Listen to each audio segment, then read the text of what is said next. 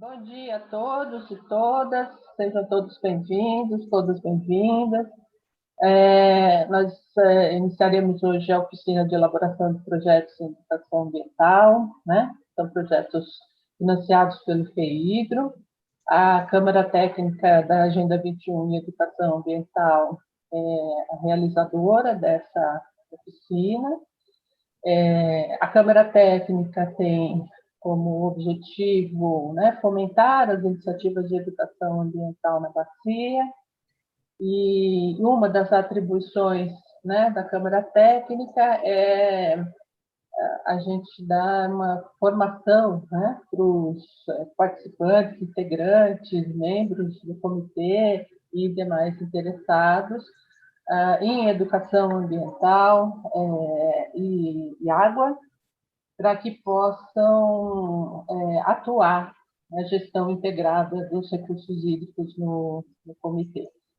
E hoje é um dia bem especial, né, que a gente preparou essa oficina, que é a terceira edição já da oficina, fizemos em 2018, 2020 e agora 2021, na versão online. E aí nós preparamos com bastante cuidado, bastante carinho, os integrantes da Câmara Técnica, né, um processo voluntário, como sempre, como é o trabalho da Câmara Técnica e a participação do comitê.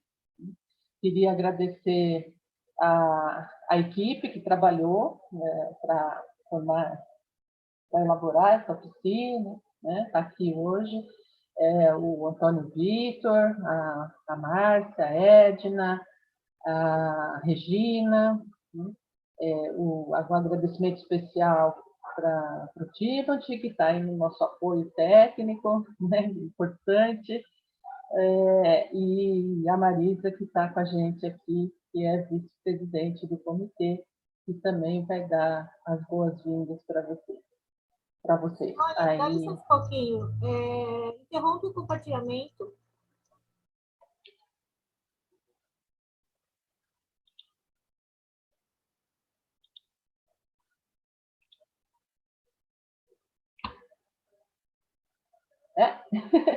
Agora eu passo a palavra para a Marisa, né? E aí a gente volta um pouquinho. Daqui a pouquinho. Bom dia a todos. É um prazer estar abrindo, em nome da direção, essa oficina, mais uma delas, como disse a Simone, a terceira edição, e cada vez com mais sucesso, não é? Nós estamos com 173 inscritos e ultrapassou o número de inscritos das outras edições, não é? Eu quero, em nome da direção do Comitê de Bacia, agradecer ao trabalho da Câmara Técnica, da Agenda 21 em Educação Ambiental. É uma Câmara dinâmica. Agradecer, quando eu agradeço a Câmara, eu agradeço a todos os integrantes que fazem parte dela, porque não só a Simone, que coordena a Câmara, mas a todos, porque o trabalho é de formiguinha, né? É a união que faz com que as coisas aconteçam. Particularmente, também quero agradecer ao Timothy por esse trabalho que tem feito junto ao comitê, e dizer que o objetivo principal dessa oficina é que os projetos que venham para o financiamento do FEIDRO sejam projetos melhores cada dia mais. Nós não temos tido bons projetos, é raro, por isso, mas nós queremos aprovar vários projetos, porque desde o Comitê de Bacia é um jovem adulto, né? Está com 25 anos, e desde o seu início, desde a sua criação, ele deu muito valor, o comitê dá muito valor à educação ambiental. muitos estímulos, e nós temos uma Câmara Técnica que corresponde a isso. Portanto, nós queremos bons projetos. Então, é o objetivo fundamental dessa oficina, não é? E se vierem 20 projetos, vamos dar tudo que a gente tem para aprová-los. Bons projetos, bons projetos. Então, eu fico por aqui desejando a vocês que tenham um bom trabalho, muito proveitoso essa manhã, e nos 3 dias que se sucedem, né? E, mais uma vez, eu agradeço a todos, e particularmente a Câmara Técnica, né, por ter realizado mais essa oficina. Muito obrigada e bom dia para vocês. Obrigada, Marisa. No dia de hoje, gente, nós vamos discutir um pouquinho sobre, né, conhecer e aprofundar um pouquinho, passar um pouco pela legislação de educação ambiental, pela fundamentação teórica da educação ambiental, que o Antônio Vitor vai estar com a gente, conversando sobre isso, nesse primeiro dia. No segundo dia da oficina, nós falaremos sobre o Fundo Estadual de Recursos Hídricos e sobre o MPO, né, o Manual de Procedimentos Operacionais, comigo com a Márcia. E no terceiro dia, nós vamos estar falando, né, mostrando alguns exemplos de projeto. Eu e a Dalila vamos mostrar exemplos de projetos da sociedade civil e do poder público, né? Mas para o finalzinho a gente volta a lembrar disso. Lembrando também que cada dia terá um link para entrar na reunião, então fiquem todos atentos ao e-mail, né? Todo dia nós vamos mandar o link. Nós estamos também fazendo a transmissão ao vivo pelo YouTube, para quem não conseguiu entrar na sala, para participar junto aqui, tem a possibilidade de assistir pelo YouTube, né? E também a gente vai abrir o chat para perguntas às 10 horas, quando inicia o momento do diálogo, né, do bate-papo que a gente vai propiciar, tá? Para tirar dúvidas e para bater papinho. Então, vamos lá, né, Vitor? Com vocês o Vitor, e depois a gente volta na parte. Vamos lá. Bom dia, pessoal. Vamos colocar aqui, se der certo.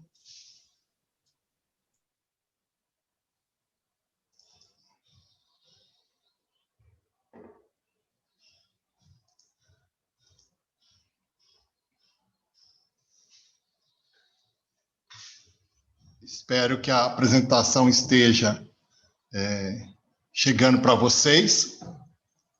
Caso contrário, alguém diga que não. Sim, bom, tá ok. Ótimo. Então, eu sou Antônio Vitor e atuo na Câmara Técnica também já há um bom tempo. Sou vinculado aqui à Universidade de São Paulo e atuo também bastante no campo da militância na educação ambiental. A tarefa hoje era falar um pouquinho sobre legislação e conceitos, entendimentos em educação ambiental.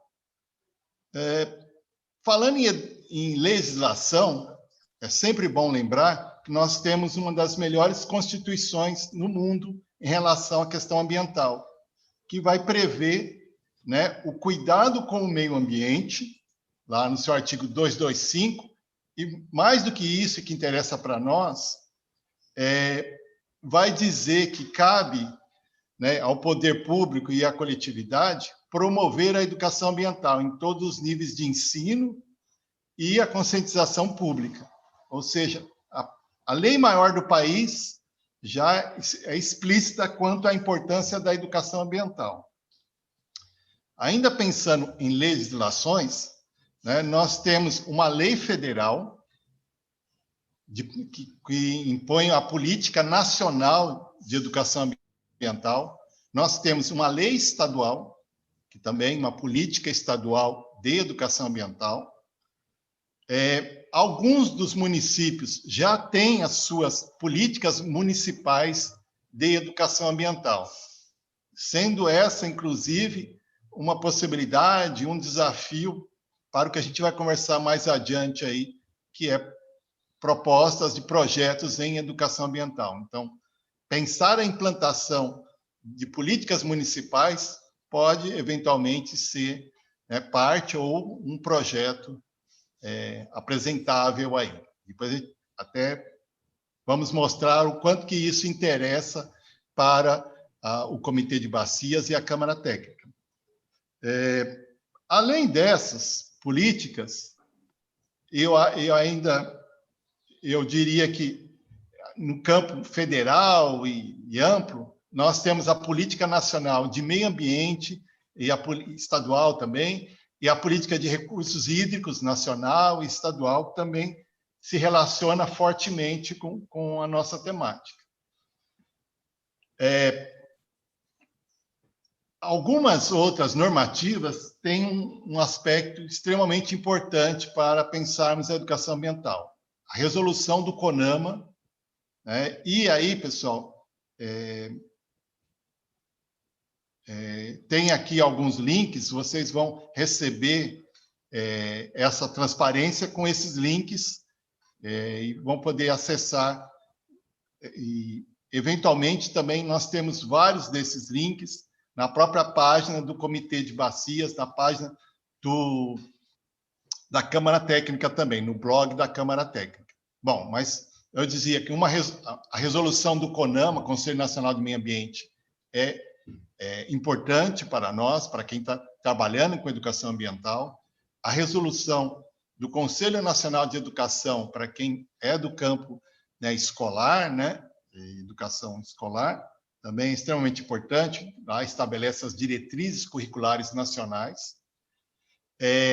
Para nós aqui, né, atuando junto ao Comitê de Bacias, a resolução do Conselho Nacional de Recursos Hídricos também é importante, recomendável que todos conheçam ao pensar em um projeto no campo da educação ambiental.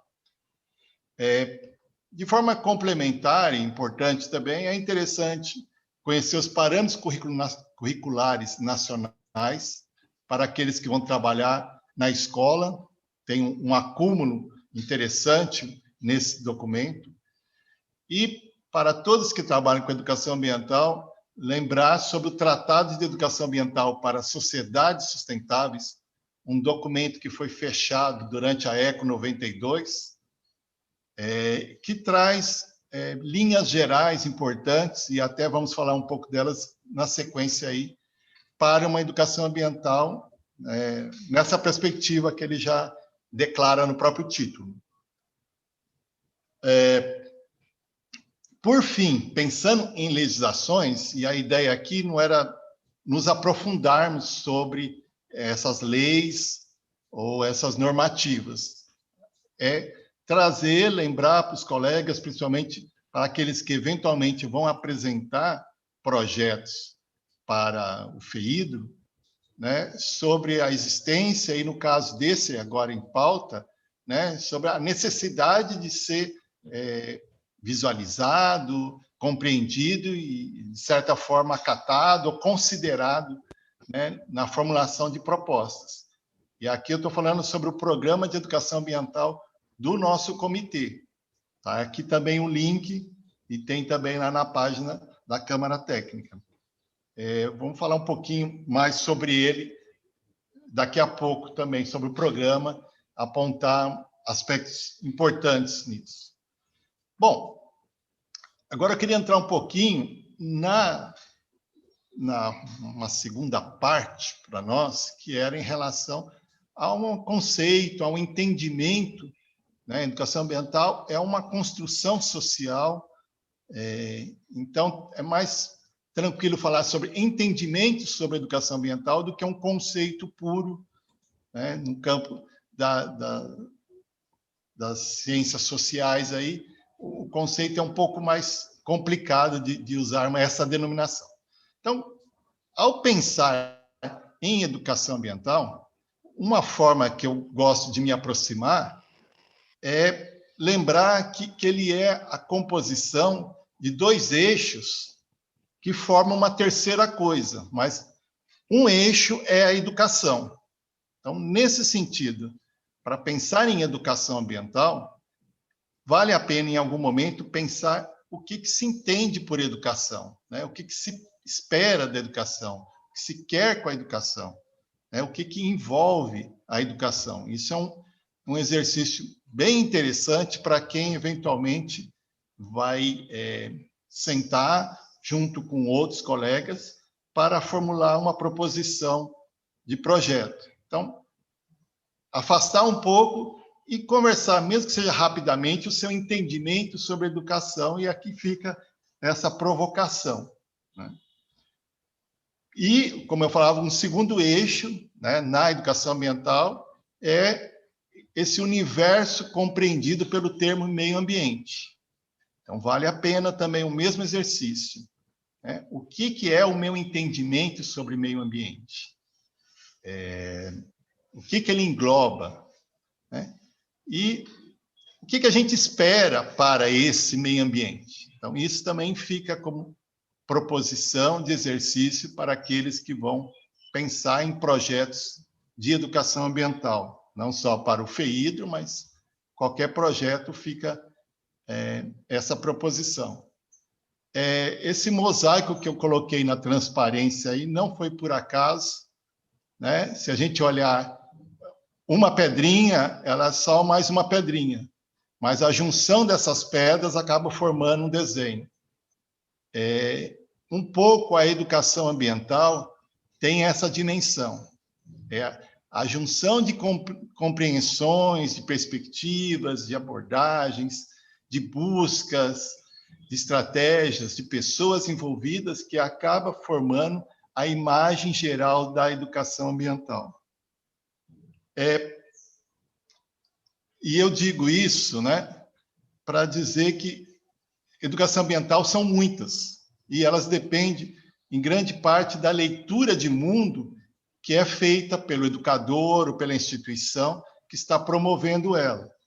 E isso acaba gerando, num certo sentido, abordagens diferentes, metodologias diferentes, objetivos diferentes. Então, a proposição de se pensar o que é a educação ambiental leva em conta isso, né? Que é possível existir diferentes formas de educação ambiental com diferentes objetivos.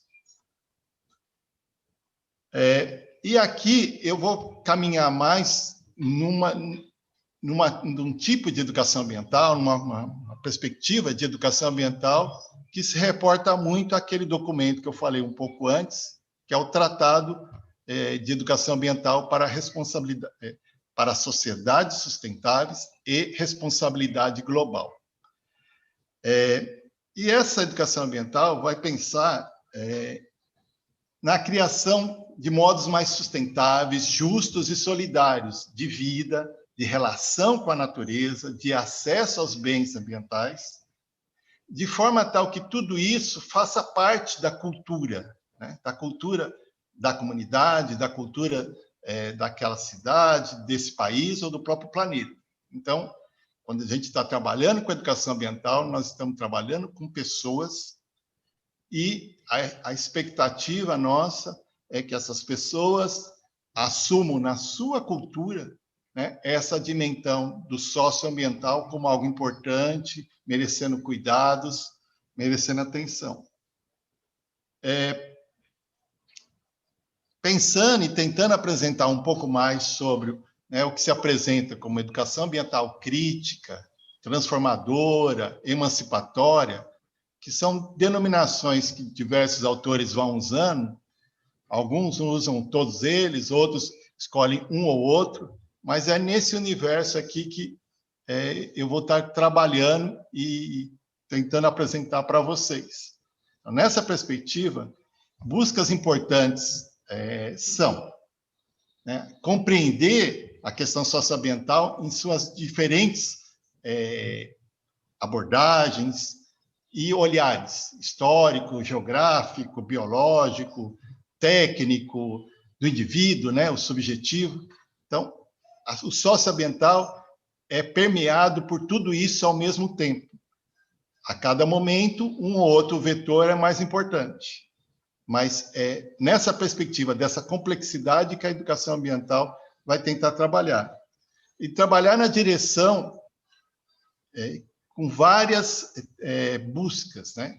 Uma delas é a formação desse indivíduo, né, desse sujeito, enquanto um sujeito proativo perante a questão socioambiental. E aqui eu adoto o termo sujeito ecológico, né, que tem uma certa ética, uma certa busca de justiça social, de responsabilidade, de solidariedade. Elementos que estamos vendo o quanto é importante na atualidade, né? Continuando ainda com buscas dessa educação ambiental, podemos dizer que ela visa potencializar e empoderar as pessoas, né? Contribuindo para que elas se tornem mais fortalecidas para atuarem nos seus destinos pessoais e coletivos, inclusive o coletivo maior, que é o planetário. Então, o fortalecimento dos indivíduos. Esse fortalecimento passa pela dimensão da participação, né? O sentido, a compreensão de que eu posso atuar junto com outros. E aí isso está muito próximo de um outro conceito, que é o do pertencimento, né? Eu faço parte de algo maior, que não é só a minha família, não é só o meu bairro, é o meu bairro, né? Esse algo é a minha família, é o meu bairro, é a minha cidade, a minha região, a região abarcada pela bacia em que eu estou, o estado, o país e o planeta. Então, a junção dessas duas coisas, o sentimento de que eu faço parte de coisas maiores do que o meu quintal, né? E o sentimento, a sensação, o entendimento de que eu devo atuar junto com outros, né? Que é a participação. Uma outra dimensão que é importante trazermos, e algumas vezes, eventualmente, fica até esquecida ou pouco valorizada, inclusive nessa perspectiva mais crítica, emancipatória, com um olhar mais socioambiental, mas que não deixa de ser importante de ser trazido, é a educação ambiental trabalhando na religação dos humanos com o natural, com a natureza. Não é só isso, mas isso também é um elemento importante para uma educação ambiental, inclusive transformadora, né? Eu gosto de apresentar aqui uma conceituação, um entendimento que o professor Mauro Guimarães, um geógrafo lá do Rio de Janeiro, nosso amigo, faz em um de seus livros, né? Quando ele olha para a educação ambiental. E aí ele vai dizer: entendendo que as interações sociais, as relações de poder, os conflitos e os consensos estruturam a realidade, a partir desse entendimento, a educação ambiental crítica busca desvelar esses embates instrumentalizando. Então, tenta fazer com que se compreenda, né, os embates que estão por trás da questão socioambiental e instrumentalizando, ajudando os atores sociais para intervir na realidade, eu diria que intervir, transformando e mudando essa realidade socioambiental. Então, eu gosto dessa, né, de uma tentativa sintética aí de pensar a educação ambiental que o Mauro nos apresenta. Vou falar agora um pouquinho sobre pensarmos em projetos em educação ambiental, né, já na perspectiva de um detalhamento maior, uma busca de transformar isso que a gente falou um pouco antes em concretudes, né? E aqui já relacionando com a temática das águas, né? E aí eu prefiro usar águas do que recursos hídricos. As águas são recursos hídricos, mas são bem mais do que isso, né? É um componente do nosso organismo, né? É um elemento fundamental no clima. Então, a água engloba tudo, inclusive aqui o nosso enfoque sobre recursos hídricos.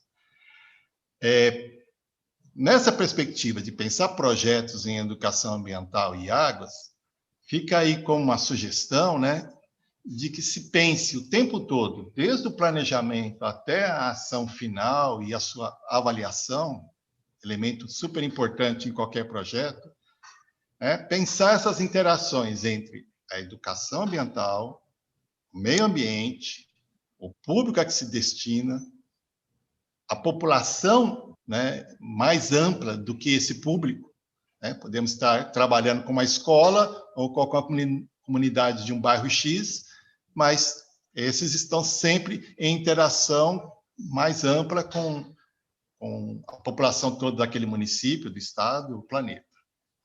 E tudo isso, né, todas essas interações, exatamente com a nossa temática aí das águas, no recorte que foi escolhido para o projeto. Então, ter isso em mente. Essas interações vão estar presentes no nosso projeto o tempo todo, e a atenção para eles ajuda a formatar projetos com mais qualidade, com mais efetividade. Já não sei se eu estou correndo muito ou pouco, mas ainda pensando em educação ambiental e as águas, fica aqui uma sugestão, uma demanda que muitas vezes a gente percebe na necessidade de projetos, quando a gente avalia projetos, e da experiência que a gente tem na formação de projetos, né? Pensar o projeto enquanto algo que vai ajudar em difundir e gerar novos conhecimentos, saberes, valores, princípios, né? Fazer essa difusão. Um projeto que vai possibilitar vivências e experiência para aquelas pessoas que estão envolvidas, né? Mais diretamente para o seu público destinatário, né? Possibilitar, sempre que possível, reflexões e problematizações, né? Há muitas coisas que nós não temos resposta, mas nós podemos pensar melhor quais são as perguntas a serem feitas para o enfrentamento dessas questões. Então, a educação ambiental, como um problematizador, é um elemento importante. É lógico que todo esse processo vai estar gerando aprendizagens para não só, mas principalmente para o público envolvido, né? Mas para a comunidade, inclusive para os promotores. Na perspectiva de um socioambiental, né? E da temática da água enquanto recurso, enquanto bem público, né? O trabalho coletivo, a abordagem coletiva é algo fundamental, sem a qual nós não conseguiremos ir longe, né? Então, pensar em água é pensar em trabalhar coletivamente pelas águas. E é por isso que participação também é um outro tema fundamental, estar presente em qualquer projeto de educação ambiental para as águas, né?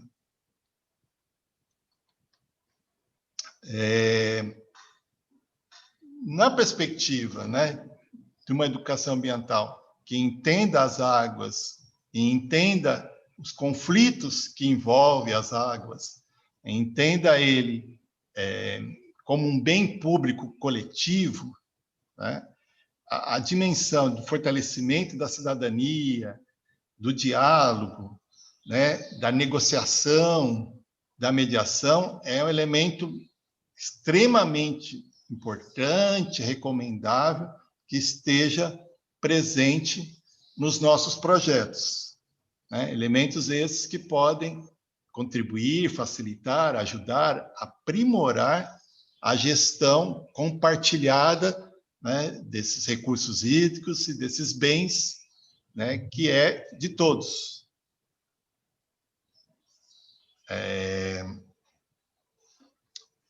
Pensando ainda em projetos, em aspectos que podem, devem estar presentes em projetos, Gostaria de apresentar a demanda, né, a sugestão, a indicativo de se ter um destaque para que esse projeto contribua na formulação de políticas públicas, e políticas públicas que sejam estruturantes, ou seja, que elas consigam ter uma dimensão de permanência onde ela está sendo aplicada, né? É óbvio que, eventualmente, nós temos algumas situações, por exemplo, de campanha, que é aquela que precisa dar um foco em algo emergencial. Um exemplo de campanha seria a campanha pela vacinação que nós estamos hoje tendo, infelizmente, que fazer. Mas uma campanha promove: vamos nos vacinar, vamos pressionar para que a racionalidade chegue no governo federal e a gente consiga as vacinas o quanto antes. Um exemplo de política pública estruturante é o que nós temos com o Programa Nacional de Imunização, mais estruturado, a longo prazo, que pensa todos os atores, que pensa, né, as diversas etapas, né, algo mais permanente. Então, é essa a perspectiva para uma educação ambiental, né, que ela tenha uma preocupação de estruturar a política em si, né, de dar continuidade, de ter permanência ao longo do tempo, inclusive independente de governos ou independente da atuação da ONG ou da entidade, que aquilo fique naquela comunidade. Nessa perspectiva de ser estruturante, é fundamental que a iniciativa, que o projeto de educação ambiental leve em conta que há outros projetos, outros planos, programas e ações acontecendo, tanto no âmbito da própria educação ambiental, quanto a áreas conexas. Então, se eu estou atuando na escola, eu tenho que entender que a escola tem outros projetos, outras ações, ou estou atuando junto ao bairro X, muito provavelmente aquele bairro é afetado por diversas outras, certamente, né, por diversas outras políticas, planos. Então, a busca de tentar articular o seu projeto com o que já está acontecendo é algo extremamente interessante, importante, que, inclusive, fortalece o seu projeto, né?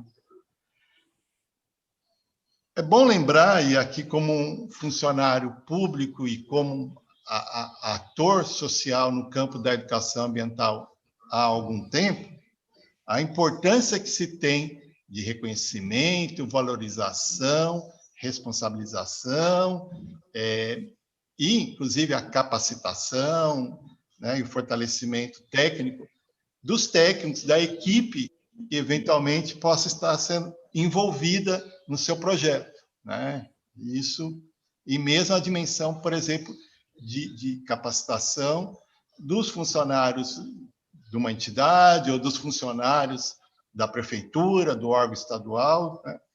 Esse é um elemento importante que tende a gerar ganhos gerais para a comunidade, para o segmento que se busca formatar esse tal projeto, né?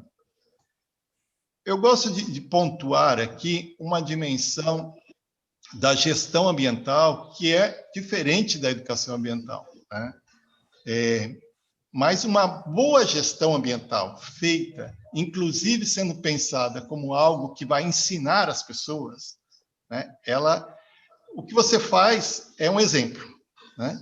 Então, se está se fazendo a gestão, seja a gestão das águas, dos resíduos, da arborização, né? A forma com que é feita essa gestão em si, ela já assume um aspecto educativo para a comunidade do entorno, para a comunidade afetada e mesmo para quem olha de forma mais indireta para isso. Então, quando o gestor tem a compreensão disso, né, do que ele está fazendo, ainda que seja a dragagem do rio, mas se ele está fazendo a dragagem do rio e percebe que existe uma dimensão educativa, ele pode aperfeiçoar essa educativa, que lá na frente vai contribuir, inclusive, para que a gente precise menos de dragagens do rio, por assoreamento ou algo parecido.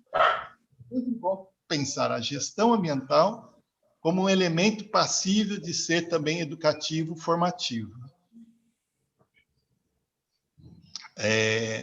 Lembra que eu falei, para nós era muito importante considerar um dos documentos, né, técnicos de formação, que é o Programa de Educação Ambiental da Câmara Técnica. Esse programa foi aprovado, né, em instâncias adequadas, em plenária, né, do comitê. Ele traz, aí eu convido enfaticamente, pelo menos a todos que pretendem apresentar projetos para efeito do FEIDRO, né? E aqui já fica a nossa satisfação de saber que há colegas fora da nosso comitê, né? Pessoas nos acompanhando do Estado e mesmo do país, mas então peço alguma licença aí para a gente enfocar um pouco mais na nossa região, mas também fica o convite para todos conhecerem, né, o programa como um todo. Aqui eu só vou trazer as linhas de ação, mas lá vai ter, desde da apresentação desse programa, um pouco histórico da formatação dele, né, de alguns princípios. Bom, mas depois de muitas discussões, vários eventos, né, encontros regionais, nós, a Câmara Técnica, que no nosso caso chama Câmara da Agenda 21 e Educação Ambiental, do comitê aqui, Bacia Hidrográfica do Pardo, para quem talvez não conheça, muito distante aqui, a cidade maior aqui é Ribeirão Preto, mas temos 27 municípios, se eu não estiver errando, que são banhados totalmente ou em parte, né, por essa bacia. E, nas discussões que fizemos, identificamos algumas linhas de ação, de certa forma, demonstra prioridades e anseio, expectativas para a atuação em educação ambiental na nossa região, na nossa bacia, né?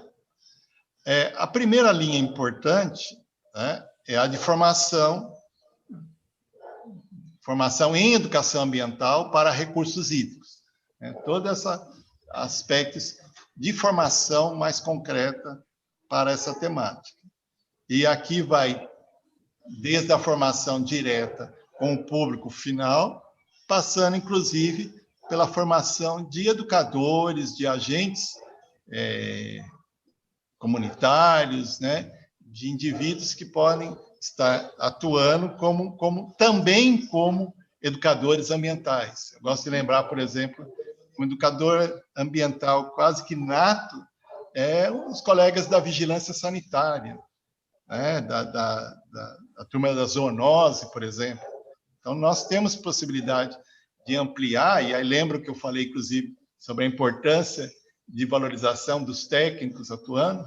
Nós temos oportunidades, possibilidades de pensarmos em educação ambiental para esses agentes que tangenciam a questão socioambiental, né? E aí podemos falar em saúde, cultura, transportes, várias áreas, né, nos municípios, que fazem alguma interface e é possível pensar em processo formativo para esses atores. Uma outra linha de ação dentro do nosso programa, e aí a gente chama de nosso, porque eu fui um dos que ajudou aí no pensar, no discutir, na identificação, junto com vários colegas, e eu acho que essa experiência de comitês de bacias é uma experiência extremamente importante que ainda não conseguimos valorizar e conseguir mostrar para a sociedade, né, as contribuições que um comitê como esse ajuda, né, e poderia ajudar até mais esse formato de organização em comitês, com a participação de diferentes atores, públicos, né, governamentais e não governamentais. Bom, mas aí, linhas de ação, né? Uma segunda linha de ação importante que nós identificamos é a produção de materiais didáticos. Essa linha é um tipo de linha que, para nós, é sempre importante estar associada a uma outra, né? Dificilmente um material, por si só, consegue levar uma educação ambiental mais proativa, mais duradoura, né? Então, é uma linha importante, necessária, mas fica essa observação, aí mais do Vitor, né? Nunca chegamos a detalhar isso, que eu me lembre, mas é importante, geralmente não é suficiente. E isso é o que muitas vezes também a parte técnica, né? Nós temos junto ao FEIDRO, quando avalia os projetos, tem um pessoal que faz essa avaliação mais técnica, e aí já não é mais no âmbito do Comitê de Bacias, né? E esse é um tipo de coisa que sempre é cobrado perante os materiais, né? Esse material tem que ser pensado enquanto um recurso sendo usado, né, em um processo mais amplo, formativo. Outra dimensão que também tem essa natureza é o da comunicação de informações sobre meio ambiente, educação ambiental. É uma linha importante, necessária, principalmente em tempos que vivemos, né, de reprodução absurda de mentiras, né? Eu gosto de usar o termo mentira, né? Ficar falando fake news. Minha mãe não sabe o que é fake news. Mentiras construídas enquanto fingindo ser notícias, né? Então, nesses tempos, é muito importante a gente aperfeiçoar a comunicação e a difusão de informações claras, precisas, adequadas. Um quarto eixo importante para nós é exatamente a elaboração e implementação de políticas públicas, que pode ser uma frente importante de projetos a serem submetidos. Aí lembra que eu falei sobre as políticas públicas municipais de educação ambiental. Aqui está um bom exemplo, né, de frente, inclusive esperada pelo programa do comitê. Por fim, né, a dimensão muito importante é o do monitoramento, né, e a avaliação, ou seja, o acompanhamento daquilo que vem sendo feito, com as ponderações sobre o que pode ser melhorado, o que não está funcionando direito, e inclusive para alimentar novos projetos. Então, a dimensão do monitoramento também é passível, e é uma das linhas importantes para a educação ambiental, considerada aqui pela Câmara Técnica e pelo comitê como um todo. Eu queria deixar a sugestão de pelo menos duas publicações que tratam dessa educação ambiental, de uma educação ambiental mais ampla, participativa, né? Pensando as águas, né? Educação ambiental e águas. Então, fica esse caderno metodológico. Deveria ter feito a transparência da capa, né? Me desculpe. O caderno metodológico para ações de educação ambiental e mobilização social em saneamento. Vejam que o termo mobilização já aparece aqui. E aí eu destaco aí o capítulo 2, mas toda a publicação é bem interessante. E um outro, que é um livro também bem interessante, com vários trechos, que é um livro Políticas de Educação Ambiental, Política de Águas e Educação Ambiental, processos dialógicos e formativos no planejamento e gestão de recursos hídricos. O próprio título também aponta para aspectos considerados importantes lá pelos autores, né? E aí eu até destaquei alguns trechos que me parecem bem interessantes. Vocês vão receber essas transparências com os seus respectivos links.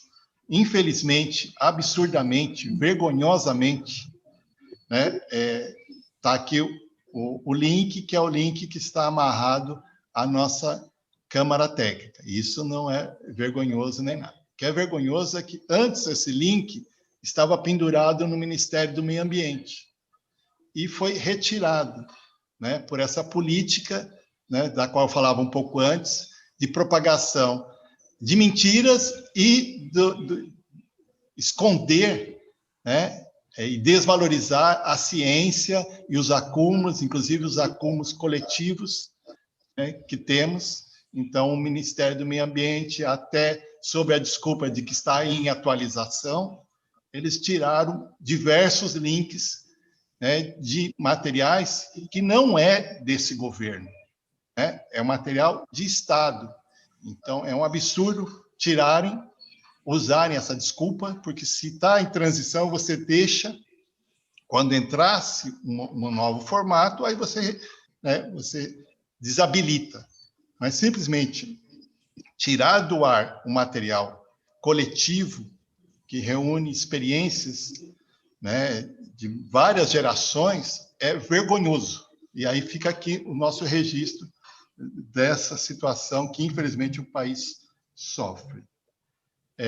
Eu acho que, só para concluir, eu até captei aqui dessas publicações uma representação que me pareceu muito interessante, que é a dimensão sobre a participação social na sua relação aí com a gestão das águas. E aí ele vai falar que se parte, né, da participação social passa-se pelas políticas, né, de águas, de gestão de águas, que isso está englobado pelo sistema, né, nacional, estadual, de gestão de recursos hídricos, e isso enquanto mote, inclusive, né, dos desafios civilizatórios que enfrentamos: democracia, justiça, paz, sustentabilidade, água para todos.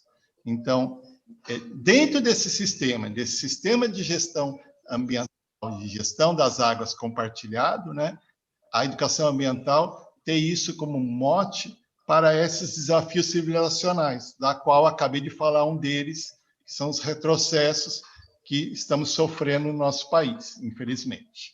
E, se Deus quiser, ou que as energias boas do planeta, né, sejam passageiras o quanto antes. Eu acho que concluo por aqui, lembrando que o nosso distanciamento é certamente um grande contribuinte para que mortes e sequelas sejam reduzidas, né? O distanciamento e o uso correto de máscaras contribui, ainda que seja muito desagradável essa situação de não podermos ter um encontro presencial, aonde fica bem mais fácil de eu poder falar que eu não queria ficar só falando, mas é o que é possível, né? E aí todos nós estamos de parabéns por estarmos nessa luta enquanto soldados, né? Buscando a minimização de danos que temos sofrido, infelizmente, muito próximo da gente. Eu agradeço, fico aí à disposição, a gente atua na Câmara Técnica, né? E para quem for formular projetos, uma boa sorte para todos. Obrigada, Vitor, pela sua apresentação. Se puder desligar seu microfone. Alguém mais está com o microfone aberto ou não está fechando? Que causa ruído, interferência, todo mundo com o microfone fechado, por favor.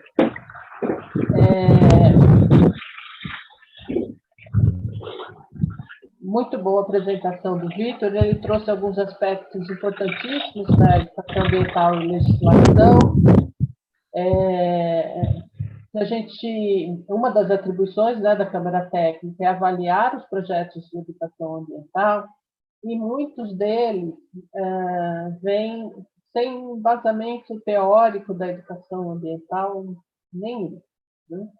Nem fundamentação teórica, nem arcabouço legal, quase não citam legislação nem conceitos dos projetos de educação ambiental, em que a gente não consegue definir que educação ambiental está se propondo, né?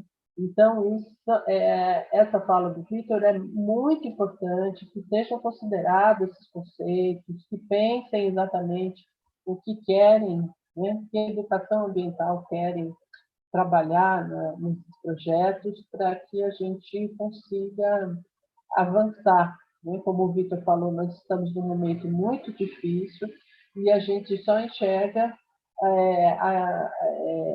um caminho, né, que esse caminho seja traçado pela educação ambiental, né? A gente precisa mudar um pouco o que a gente está fazendo, o que a gente está pensando, né? Essa pandemia aí fez com que a gente refletisse mais sobre o que nós estamos fazendo nesse mundo, né? E para esse mundo. Então, a educação ambiental é necessária e urgente, né? Por isso que a gente tem que definir bem o que a gente quer fazer e como quer fazer, né? O Comitê da Bacia do Pardo, ele abrange, como o Peter falou, 27 municípios, né? Altinópolis, Águas da Prata, Brodowski, Caconde, Cajuru, Casa Branca, Caça dos Coqueiros, Cravinhos, Divinolândia, Itobi, Jardinópolis, Mococa, Pontal, Ribeirão Preto, Sales de Oliveira, Santa Cruz da Esperança, Santa Rosa de Viterbo, Santo Antônio da Alegria, São José do Rio Pardo, São Sebastião da Grama, São Simão, Serra Azul, Serrana, Sertãozinho, uma parte do Sertãozinho, Tambaú, Tapiratiba e Vargem Grande do Sul. Esses são os municípios de interesse da bacia, dos projetos que sejam direcionados, né, para esses municípios. Tá? O Comitê da Bacia Hidrográfica do Pardo, no estado de São Paulo, tem esses municípios como integrantes do comitê. Né? A gente tem, né, como o Vitor colocou aqui, gente do Brasil inteiro, isso é muito legal. Né? Agradecemos imensamente o interesse e a participação de vocês nesse momento. E o FEIDRO, só deixar aqui uma informação, que ele é um fundo estadual, né? Um fundo do estado de São Paulo. Não há impedimento, né, de qualquer tomador, né, qualquer lugar desse país ser tomador do recurso FEIDRO no estado de São Paulo. Mas aqui, no caso, desde que seja aplicado o projeto na Bacia do Pardo. Né? Se for direcionado o projeto para o Pardo, para a Bacia do Pardo, ele tem apresentado o projeto para o Comitê do Pardo, ele tem que ser executado aqui na Bacia do Pardo. Mas qualquer instituição, né, organização, pode apresentar, do Brasil, pode apresentar projetos para o FEIDRO no estado de São Paulo. Né? Basta ter capacidade operacional para executar os projetos aqui na Bacia. E essa parte da educação ambiental realmente é fundamental ela ser colocada nos projetos. Né? E essa oficina tem muito essa expectativa de que a gente consiga melhorar a apresentação dos projetos nessa parte, né, de fundamentação teórica, conceituação e de legislação. Tá? Eu acho que agora a gente pode abrir a palavra, quem quiser colocar, ou fazer as perguntas no chat. Né? A gente pode começar o nosso bate-papo.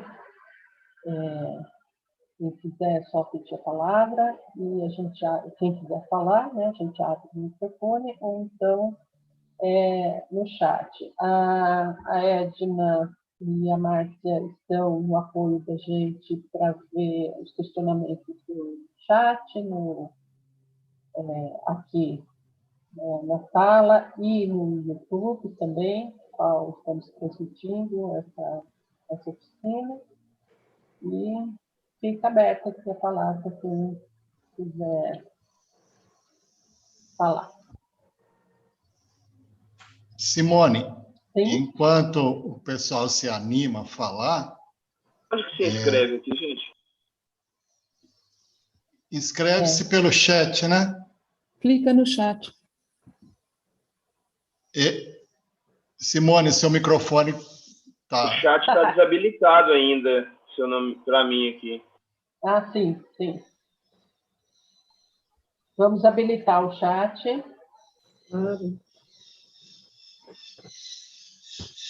Mas vamos lá, Vitor, enquanto a gente Enquanto habilita. o pessoal habilita, que nós, no primeiro momento, habilitaria às 10 horas, mas pode adiantar um pouquinho.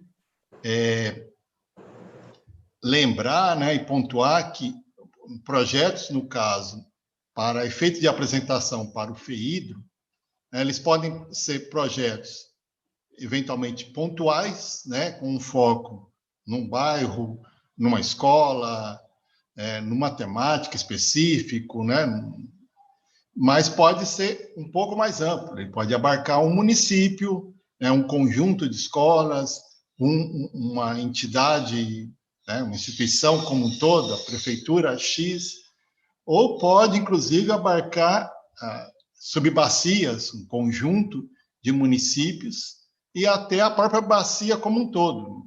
Isso vai depender, inclusive, né, qual é o formato, qual é o desenho do projeto, qual o eixo, por exemplo, né, que ele vai estar enfrentando e abarcando ali.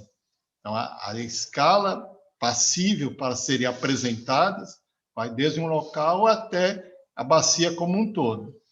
E isso recebe, inclusive, pontuações diferentes, né? Um sistema de pontuação nessas avaliações que acaba pontuando tanto a escala espacial, né, que abarca, quanto a quantidade de pessoas envolvidas. Então, há uma mediação aí, porque quando você envolve mais pessoas, a tendência é uma abordagem mais, digamos, superficial, né? Então, isso também é considerado, né? O aprofundamento e a qualidade, mas também a abrangência espacial é um dos elementos pensado e passível, né, de ser pensado aí na hora do projeto. Câmbio.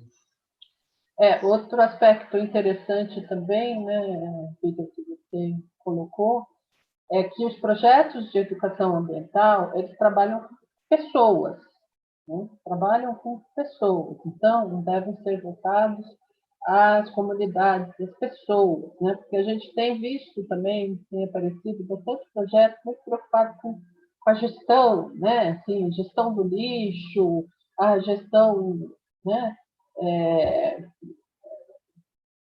Da arborização, e aí vem pouco essa carga da educação ambiental, né? Como é que a gente faz esse link? A gente queremos fazer um projeto sobre resíduos, mas aí tem que fazer esse vínculo com a educação ambiental, né?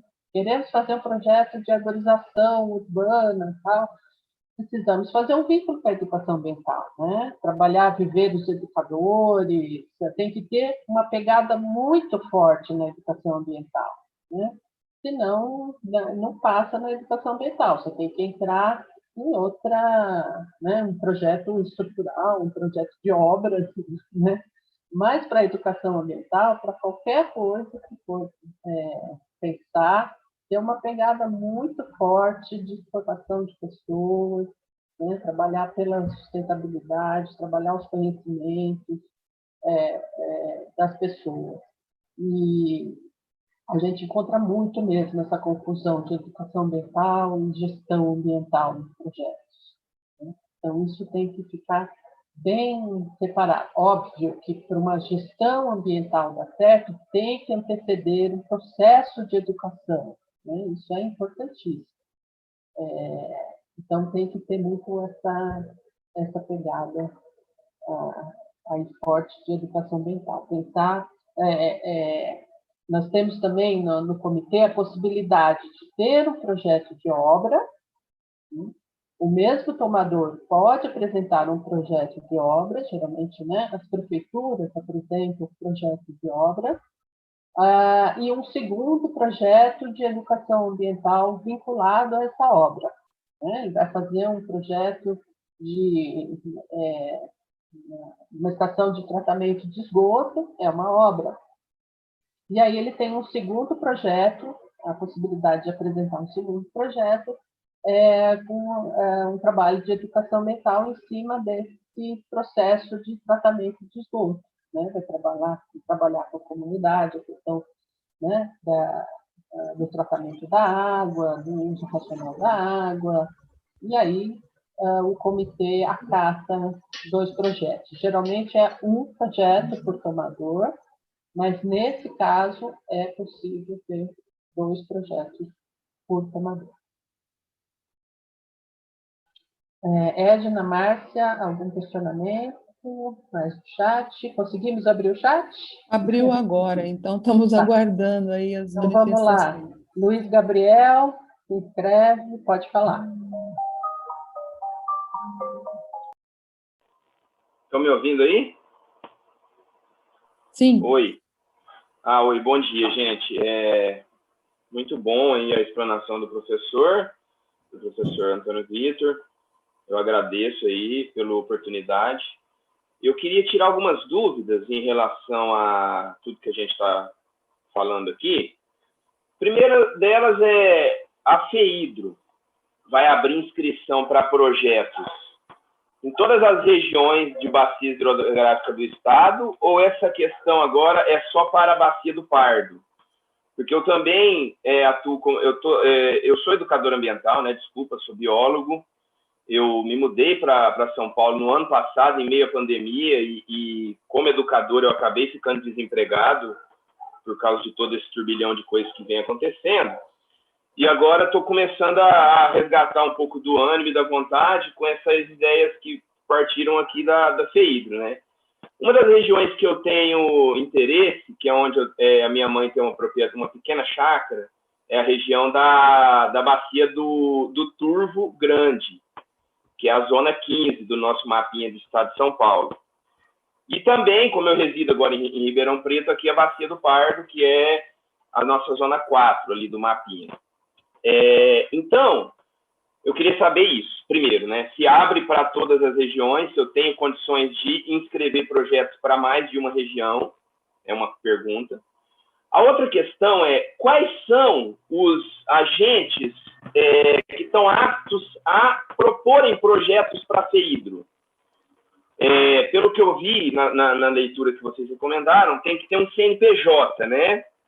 Então, teria que ser uma associação. É possível um profissional da área, por exemplo, um biólogo como eu, com CRBio, se inscrever individualmente, né? Ou mais, um mandato legislativo, que eu vi que prefeituras podem se inscrever, mas o mandato legislativo municipal pode inscrever um projeto? É outra pergunta que eu teria. E aí, para encerrar, como que eu comprovo, inscrevendo um projeto, essa capacidade operacional que você mencionou há pouco, Simone? Algumas dúvidas que eu tenho por hora. Agradeço. Bom, vamos lá. Vai me puxando aí as perguntas, vai puxando de novo as perguntas. Todos os comitês abrem o pleito do FEI, todos os comitês do Estado de São Paulo abrem o pleito FEI, mas cada comitê tem um período diferente, tá? Um abre no começo do ano, outro no meio, outro no fim, todos têm. Então, precisa ver a região que você se localize, quer realizar o projeto, e ver o período de abertura do pleito do comitê. O nosso aqui ainda vai abrir, geralmente ele abre em abril ou maio, né? Abril e maio é o período de apresentação de projetos. Quem pode apresentar projetos, amanhã a gente vai estar falando bastante sobre isso, mas entidades da sociedade civil legalmente constituídas e poder público, né? Entidades do poder público, órgãos da administração direta e indireta. Também tem lá uns critérios que a gente vai ver amanhã, né, detalhadamente, que também vocês podem conferir ali no MPO. Vamos lá, perdi, quer ver qual que é as outras duas? Repete para mim.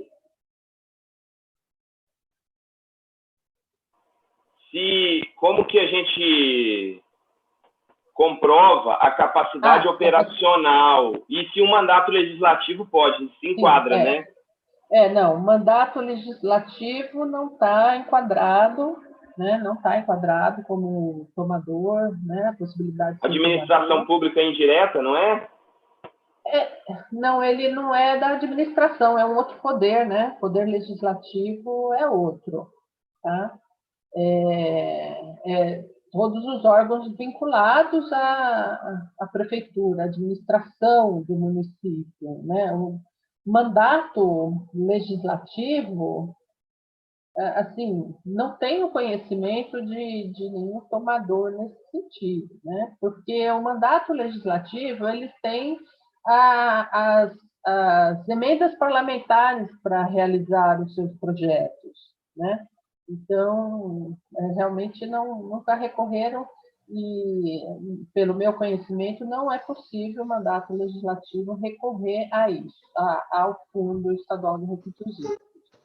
A capacidade operacional, você tem que comprovar no projeto, né, que você vai fazer, colocar toda a estrutura da sua instituição. No terceiro dia da nossa oficina, eu vou falar sobre isso, né, vou mostrar o projeto e o que tem que ser colocado. É através das realizações que a instituição fez, que a organização fez, né?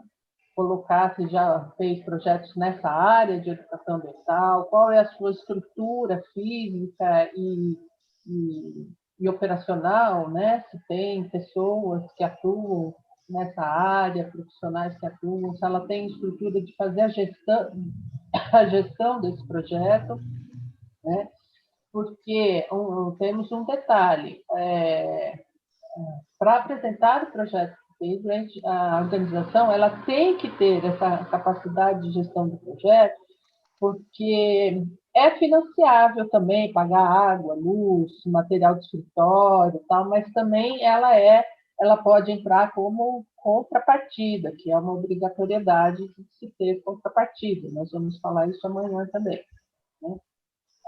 Então, tem que se provar ali no projeto, colocar toda a estrutura organizacional, né, o organograma da instituição e quais os projetos que ela já realizou, quais os resultados que obteve com esses projetos, e aí dali dá para a gente ter uma ideia se a instituição, né, a organização, tem essa capacidade de fazer essa gestão do projeto e de realizar o projeto, né? É isso.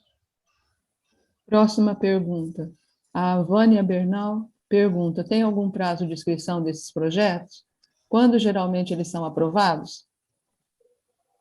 E ela continua. Desculpa, Marcia. Pode responder? Tem, como eu já falei, tem um período, né? Agora do comitê provavelmente abre em abril ou maio, né? A gente ainda vai definir. Teremos uma reunião do comitê no dia 5 de março, onde aprovaremos a deliberação sobre o plano de investimento do Fundo Estadual de Recursos Hídricos no comitê, né?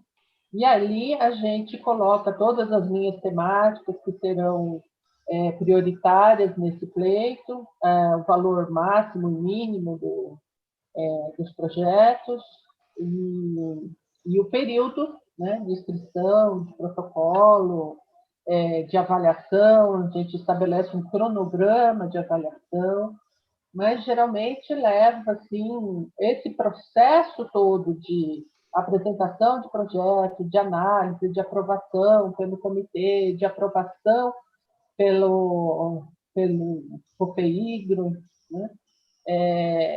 Basicamente de 6 meses a 1 ano, né? Todo esse processo. Então, tem sempre que projetar as coisas com... assim, nos projetos a gente não coloca tempo específico, né? A gente coloca primeiro mês, segundo mês, terceiro mês, porque a gente não sabe qual vai ser esse primeiro mês e esse segundo mês, né? Então, mas esse processo todo de aprovação, de apresentação, até a assinatura do contrato, geralmente leva quase né, 6 meses a 1 ano para poder iniciar o projeto. Assinado o contrato, aí o tomador tem mais 6 meses, praticamente, para fazer processos licitatórios e começar a execução do projeto.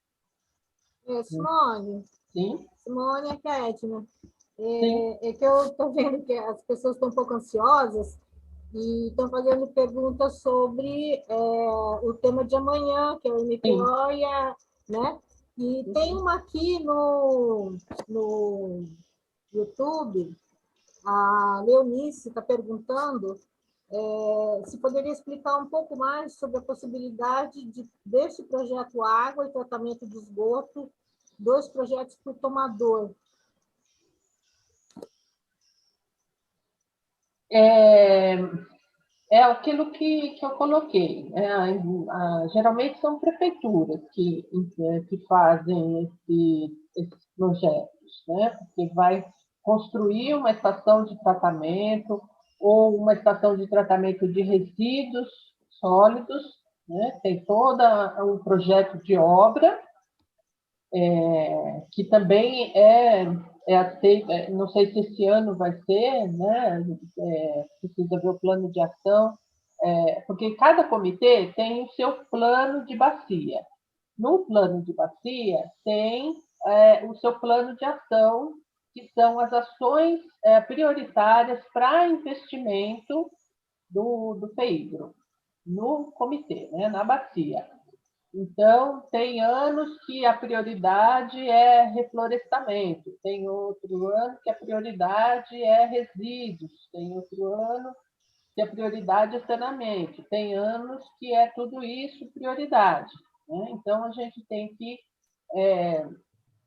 acessar o plano de bacia e o plano de ação do plano de bacia para ver quais são as prioridades que serão investidas nesse ano de 2021. Tá? Então, tem esses projetos. Vamos supor que esse ano abra, né, a prioridade de estação de tratamento de resíduos sólidos. Então, a prefeitura, que geralmente entra com esse projeto, faz um projeto de obra, né? E a Secretaria de Educação ou de Meio Ambiente, por exemplo, nos seus departamentos de educação ambiental, apresenta um projeto junto de educação ambiental, ou seja, de trabalhar com a comunidade a questão da separação do lixo, né, dos resíduos, com material informativo sobre isso, e faz toda essa conexão com a obra, inclusive no processo da obra, porque a obra causa impacto também na comunidade do entorno. Então, ele já anda junto os 2 projetos. No nosso comitê, no Comitê de Pardo, é possível apresentar, nessa situação, 2 projetos, tá? De educação ambiental e de obra. A obra é analisada pela Câmara Técnica de Planejamento e a de educação ambiental é analisada pela Câmara Técnica de Educação Ambiental, da Agenda 21 e Educação Ambiental. E aí a gente se conversa nas 2 câmaras técnicas para avaliar esse projeto casado, né, que é apresentado pelo mesmo tomador. Simone, Sim. Tem bastante perguntas, então, eu não sei se o pessoal quer deixar o e-mail, porque de repente não consegue, mas vamos tocando então, né? Vamos rápido. A Marina Benini de Santos pergunta: há alguma leitura recomendada, além das 2 que o Vitor citou na apresentação? Vitor, com você.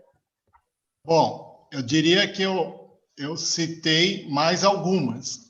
Tem todas as políticas, nacional, estadual, e tentar descobrir se seu município também tem. Vale a pena ler essas políticas. Vale a pena ler o tratado, que também nós nos referenciamos ali. Eu vou providenciar aqui um link depois a gente coloca lá na página do blog, onde eu tenho um artigo sobre projetos em educação ambiental. Eu tinha me esquecido dele. Eu acho que a gente consegue colocar lá, né, Simone e Ed? Uhum. Então, fica isso. A primeira sugestão é ler as políticas que apresentam. São textos bons que a gente tem, tanto a nacional quanto a estadual de São Paulo. E aí a gente vai colocar mais alguns links lá na página do blog da Câmara Técnica. Desculpa, Victor. Eu queria só, porque não surgiu, mas deve surgir, a pergunta aí sobre projetos, sobre valores, né, Simone?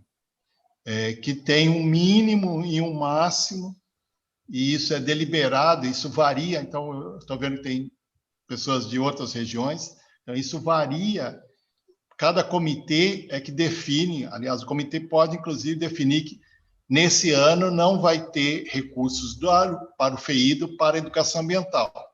Vai ser uma pena, vamos lamentar muito, mas, eventualmente, pelas prioridades definidas lá pelo comitê, pode não ter, né? Mas há um valor mínimo, e aí a Simone eu acho que está mais... Sim, tem um valor mínimo, aliás, estabelecido pelo COFEIDRO, né, que é o Conselho Estadual do FEIDRO, é R$150 mil o valor mínimo de um projeto. Tá? O valor máximo define, que cada comitê define. Né? Na questão das referências bibliográficas, assim, no nosso blog, né, da Câmara Técnica, aí a par do blogspot.com, a gente tem uma biblioteca lá, vocês acessem a aba da biblioteca, tem bastante material sobre educação ambiental. Né? Os livros que o Victor colocou, o nosso programa de educação ambiental, um manual de procedimentos operacionais, o roteiro de elaboração de projetos, né?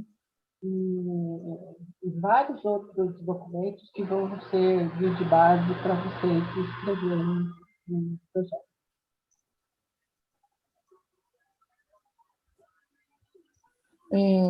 Próxima aqui, aliás, é uma continuação. A Vânia Bernal pergunta aqui se, no caso de formação com professores voltadas para metodologias ativas para o trabalho com os alunos em educação ambiental, as parcerias de aceite com as prefeituras devem, então, ocorrer antes da escrita do projeto, certo?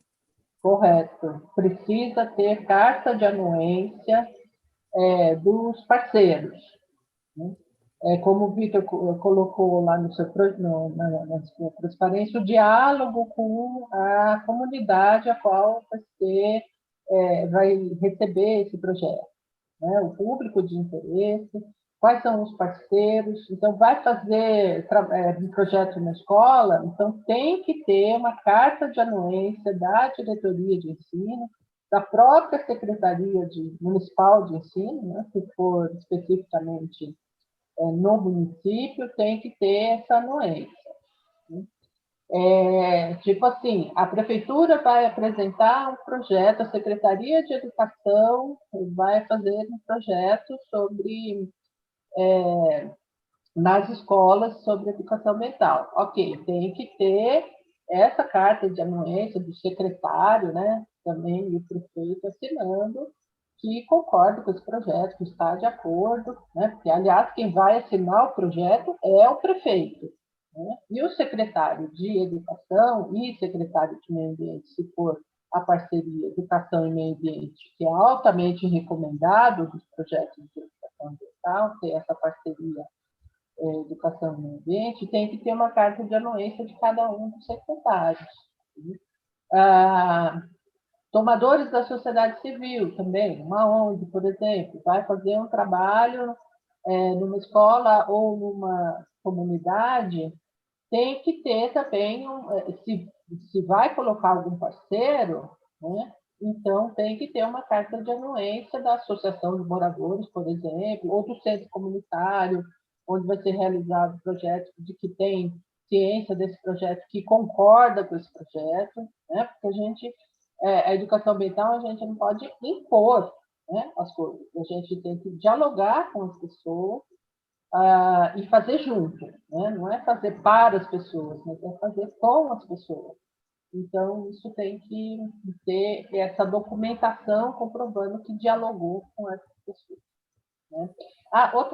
Um detalhezinho só da pergunta anterior, eu vou verificar a possibilidade de a gente colocar um vídeo lá no blog da nossa companheira Juliana Hernandes, que ela trabalha muito com educação ambiental e processos de licenciamento. E ela fez um vidinho para a gente de 15 minutinhos, ou até um pouco menos, falando um pouco sobre isso. Como é que fazer esse vínculo da educação ambiental com, né, os processos de licenciamento, com obras. Então, a gente vai colocar lá no blog e aí vocês acessam e, né, fica sabendo um pouquinho sobre isso.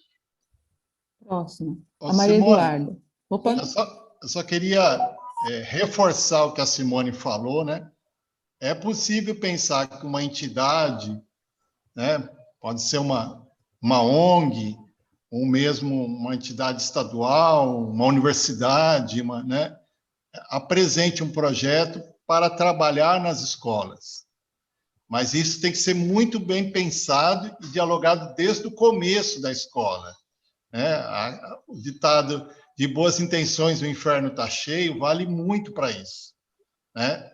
Nós, educadores, já temos uma demanda muito grande, e eu trabalho aqui, inclusive, com estágios né, de graduandos em escolas. Então, a demanda das escolas é absurdamente grande, a demanda dos nossos professores.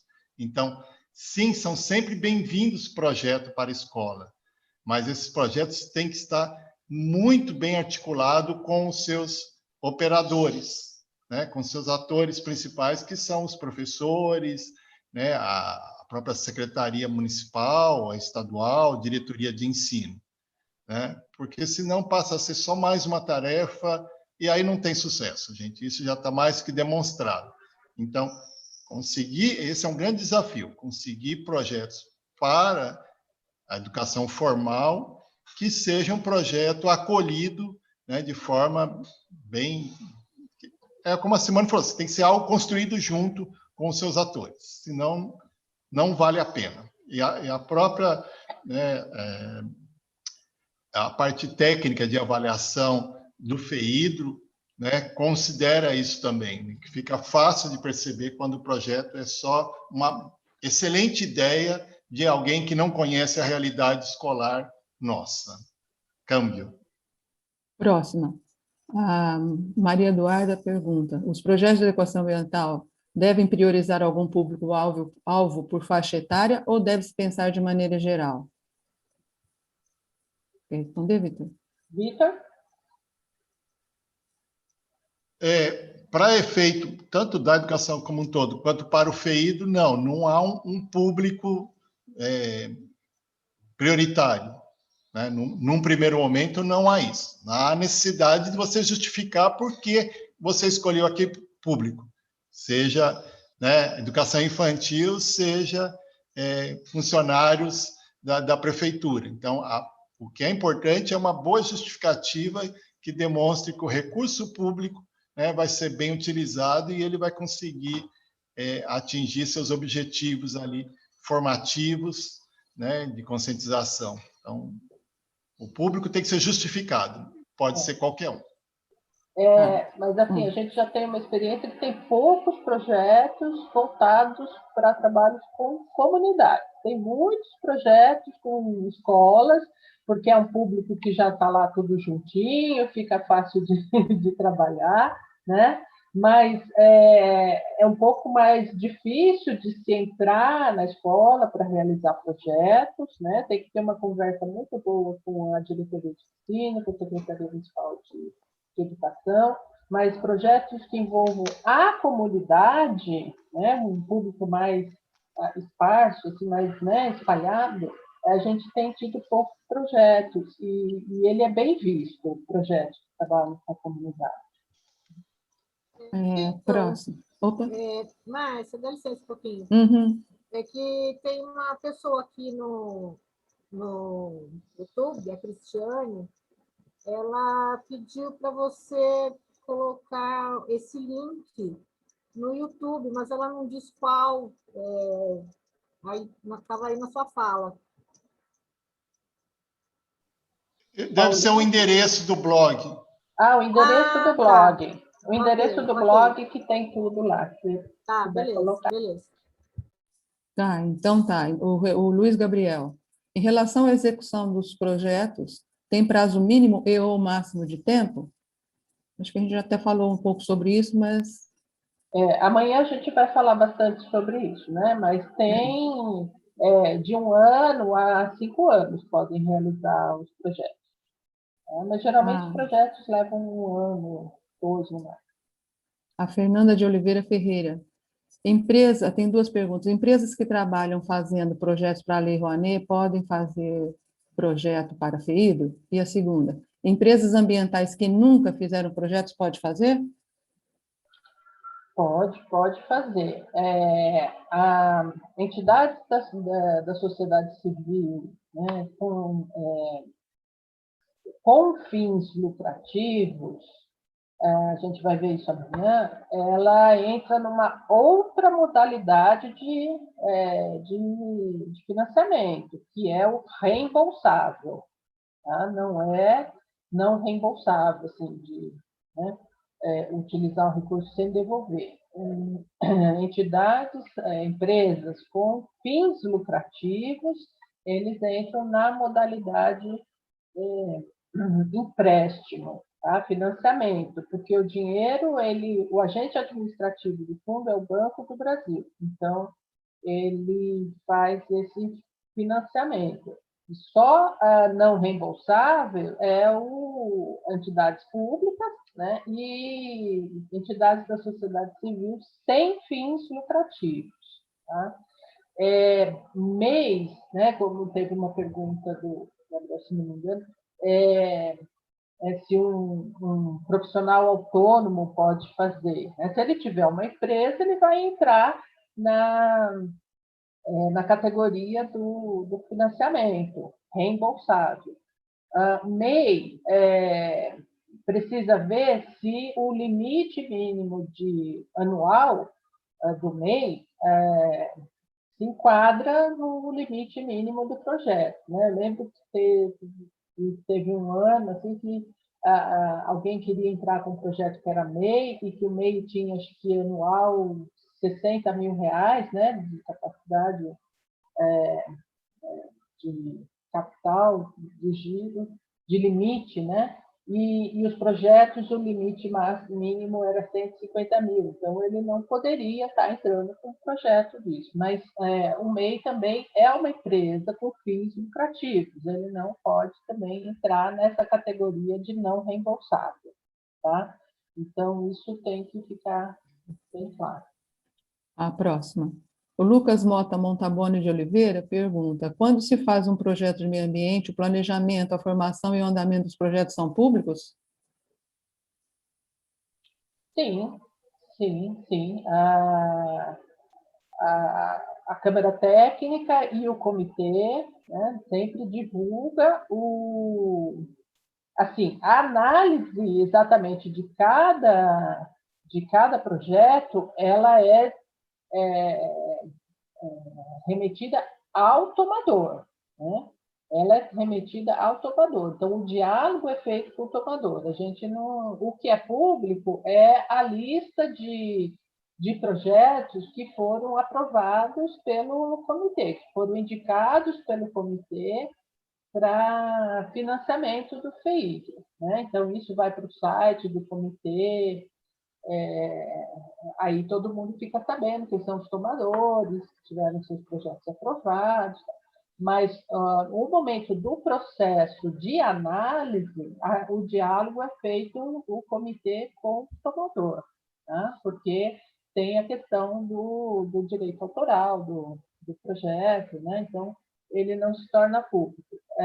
Um projeto que pode se tornar público, inclusive ir para o site do comitê, os projetos de interesse do comitê, né? Que nem tem lá o projeto de reformulação do FEIDRO, que foi de interesse do fundo, lá no site do Sistema Integrado de Gestão dos Recursos Hídricos, tem lá o projeto, a prestação de contas, né? Porque é um projeto de interesse público. Aí esse é apresentado, mas o teor dos projetos todos eles não ficam públicos, né? A Câmara Técnica analisa e faz o diálogo direto com o formador. Vitor. O que é público é o calendário de análise, né? Desculpa, Simone. Não, é que a Cristiane aqui, falou qual que é, o que ela estava perguntando. É sobre a indicação de leitura que o Vitor fez, indicação de leitura, que ele citou como indicação de leitura. Ô, Vitor, esse link é o que está na... São os links que estão na sua apresentação?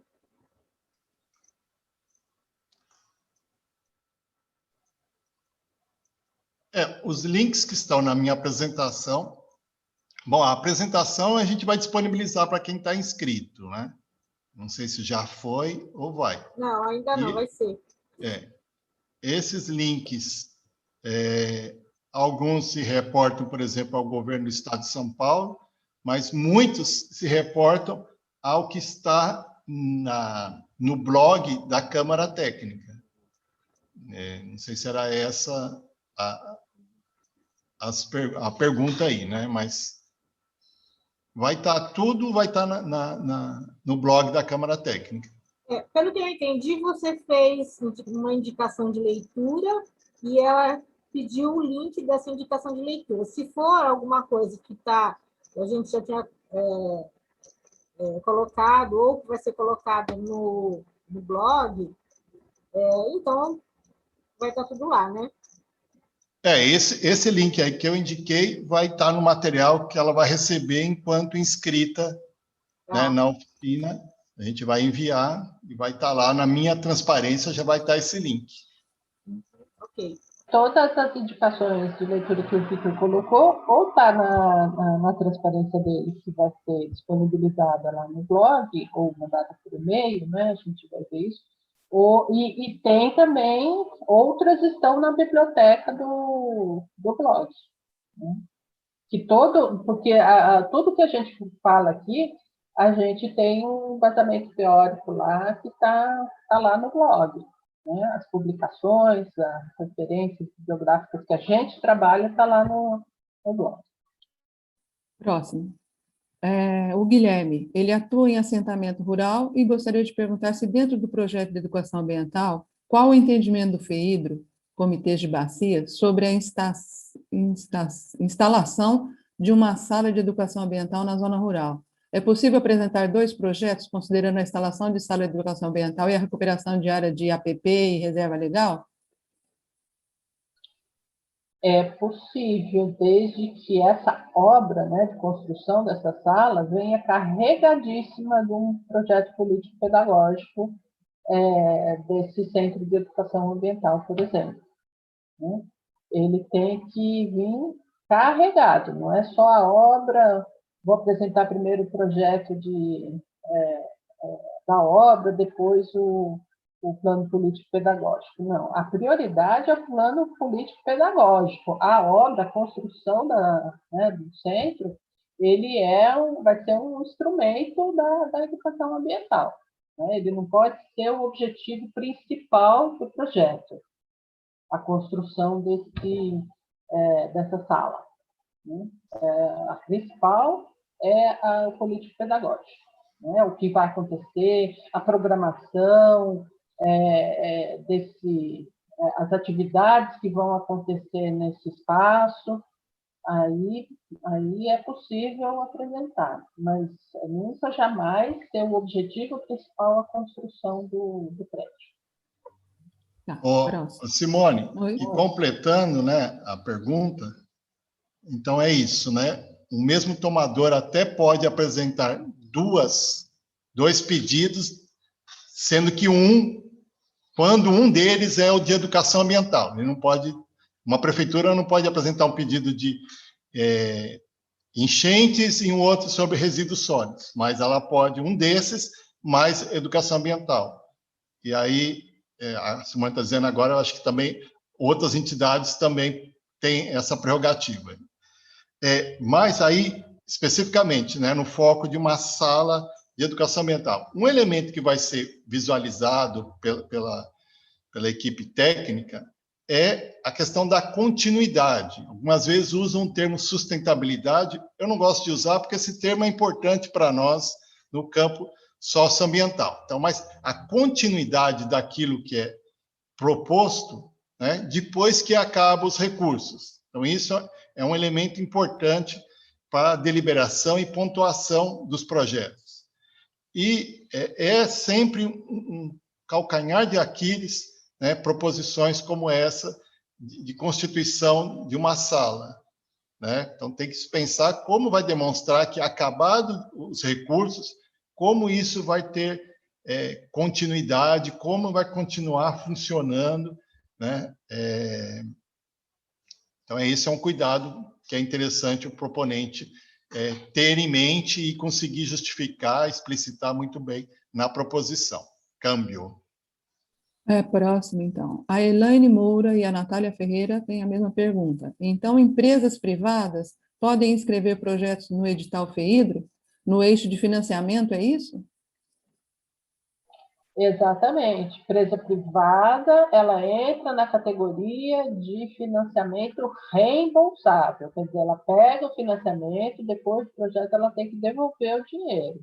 Né? No Manual de Procedimentos Operacionais, tem aí até os cálculos dos juros, né? E das parcelas, pode fazer, mas tem que devolver o dinheiro. Então, só não devolve o dinheiro entidades da sociedade civil sem fins lucrativos, ou seja, ONGs, institutos né, de educação, desde que sejam, né, sem fins lucrativos, e prefeitura, né, tem lá, amanhã a gente vai falar sobre isso, tá? Mas empresa privada com fins lucrativos, né, mesmo que seja uma microempresa, uma grande empresa, um MEI, se atingir o limite, ele entra na categoria de empréstimo. Tá? Então, ele tem que devolver o dinheiro depois da realização do projeto. Olha, tem muita pergunta, vamos ser mais breves, né? Então, vai, o Guilherme Rubio. Dentro de um projeto de educação ambiental, há possibilidade ou limite de verba destinada à execução de ações? Um plantio de um modelo de restauração, por exemplo? Ou, nesse caso, precisam ser enviados 2 projetos? Tem no comitê, se não me engano, esse ano vai ter uma linha de financiamento, né? Vai ter uma linha temática, a linha temática prioritária, reflorestamento, né? Recomposição vegetal. Se não me engano, esse ano tem essa linha de ação. Então, se ele quer fazer a restauração florestal, ele entra nessa categoria, ele não vai entrar na educação ambiental. Se ele quiser colocar, né, esse projeto, vai fazer a restauração, mas tem uma boa bagagem de educação ambiental, ok, né? Você pode apresentar esse projeto para a educação ambiental também. Mas se a bagagem maior for reflorestamento, ele vai entrar na categoria, vai ser analisado por outra Câmara Técnica, que é a de planejamento. Então, ele vai entrar nos limites de projetos de recomposição florestal e não de educação ambiental. Tá? Se ele for apresentar reflorestamento para a educação ambiental, então a bagagem maior tem que ser de educação ambiental e não reflorestamento. Tá?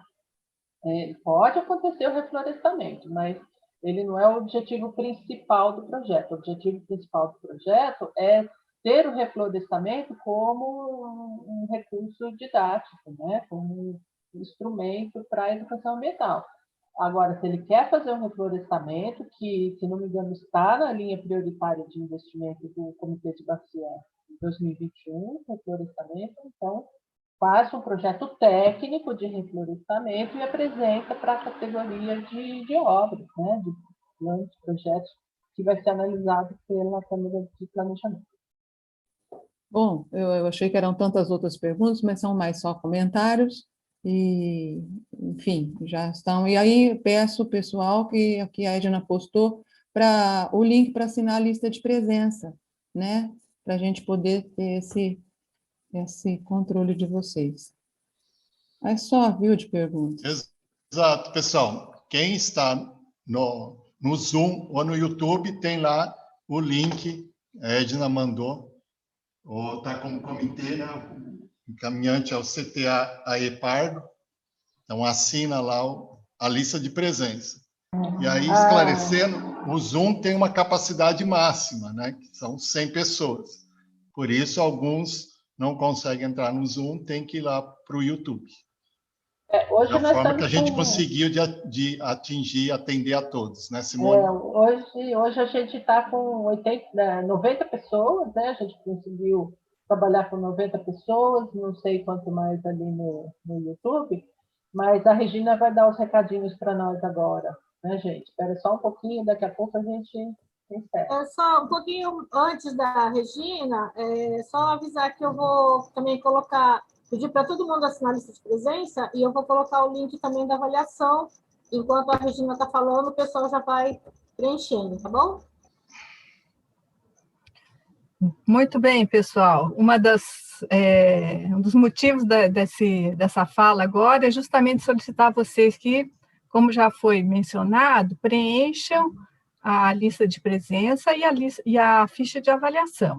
Nós vamos aguardar vocês preencherem e enviar esses documentos para aí finalizar a oficina de hoje, né?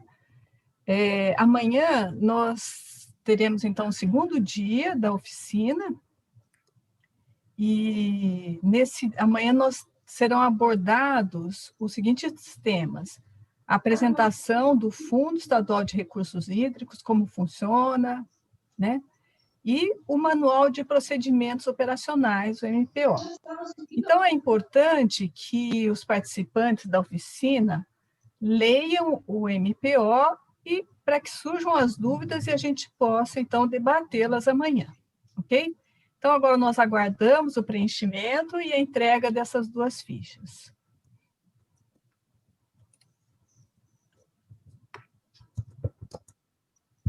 Aí no chat a Edna colocou o link do formulário para a lista de presença, tá?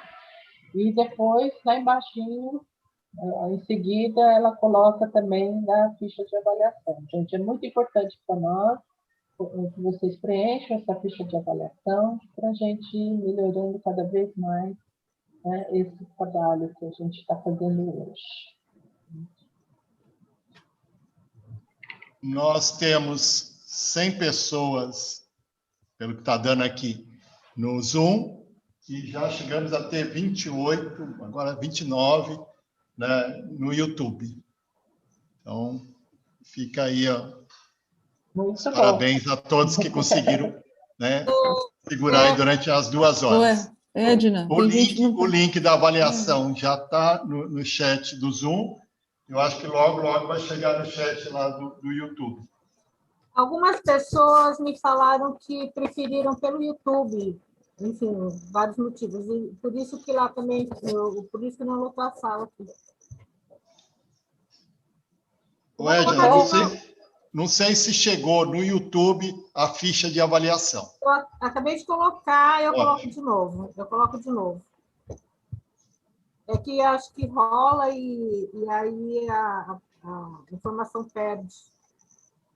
Tem que ir recolocando a ficha. Mas é importante que vocês preencham para nós a ficha de inscrição e de avaliação, tá, gente?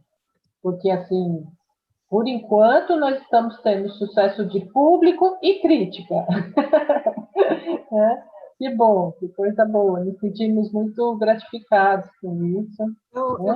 Eu quero pedir para as pessoas não colocarem o seu nome e inscrição aí no chat, no link, tá bem? E algumas pessoas falaram que encontraram problemas para abrir. Isso, Edna. O que eu exatamente... Acho que você pode postar mais uma vez a ficha, Não. porque tem gente que já passou, subiu o chat subiu e às vezes não está vendo. Tá, vou colocar de novo. Espera aí, estou indo lá no... Esse é um momentinho de a gente preencher as fichas, tá? Momento de calmaria para a gente... Aí, pessoal, a ficha de avaliação está aí novamente, o link no chat. E temos também a lista de presença. Então, a gente está pedindo para os dois, né? Acessarem os dois. Beleza.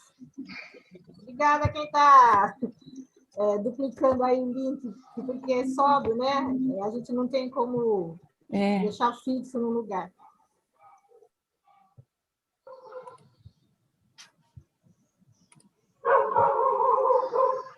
Então, desde já, super agradeço quem já preencheu, já está saindo, já está nos cumprimentando aqui.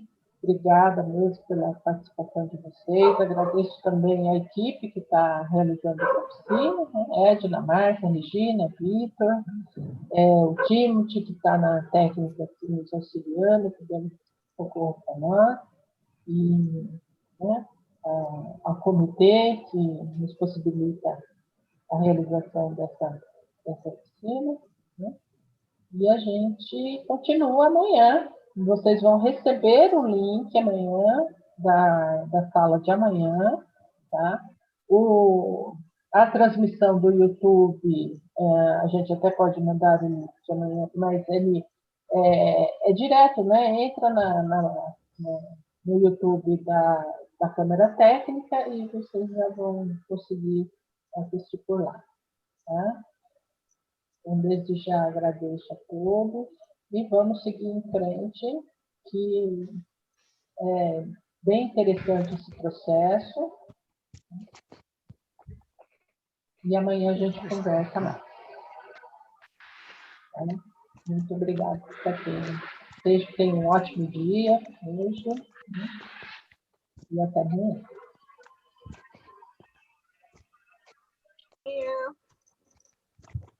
Vacinas salvam vidas, ele não. Respondendo também o pessoal, o link da reunião de amanhã vai ser enviado no e-mail, tá? O pessoal perguntando, então... Exatamente. Hoje, no fim da tarde, a gente vai enviar o link do YouTube, que é o outro, e o do Zoom também é outro. Estou vendo a minha querida amiga Cláudia, que havia 1 ano... Claudinha, beijinho, Cláudia. Lembra, Cláudia? No tumulto lá do Moraes, do Alceu Valença. Pois é. O último Agora tumulto... estamos todos recolhidos. Gente, um beijo, obrigada, viu? Obrigado, pessoal. Até amanhã. Valeu, gente. Muito obrigada a todos vocês. Tchau. Beijo em todos e abraço. Abraço. Abraço.